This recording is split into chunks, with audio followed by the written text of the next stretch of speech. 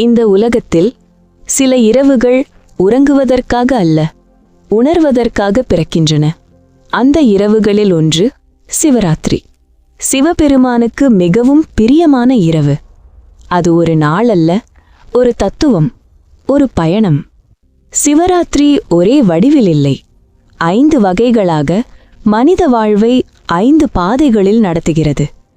முதல் பாதை மகா சிவராத்திரி.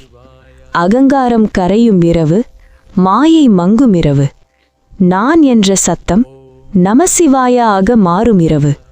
இரண்டாவது யோக சிவராத்திரி. மூச்சும் மனமும் ஒரே தாளத்தில் ஆடும் இரவு.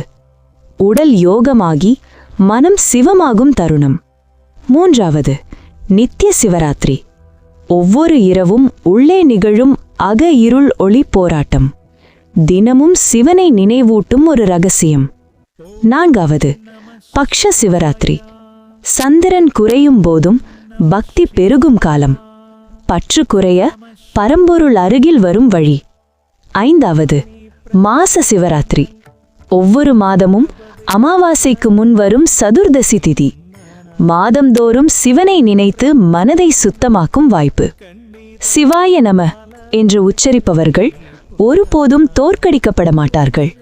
சிவராத்திரி இரவில் 4 யமங்கள், 4 காலங்கள், 4 உணர்வுகள். முதல் யமம் பிரம்மா வணங்கும் தருணம். படைப்பின் மௌனம் சிவனில் ஒடுங்கும் நேரம். இரண்டாவது யமம் மகாவிஷ்ணு வணங்கும் நேரம். பாதுகாப்பும் பரிபாலனமும் சிவனிடம் சரணடையும் தருணம். மூன்றாவது யமம் சக்தி வணங்கும் நேரம். சக்தியும் சிவனில் சாந்தமாகும் நொடி.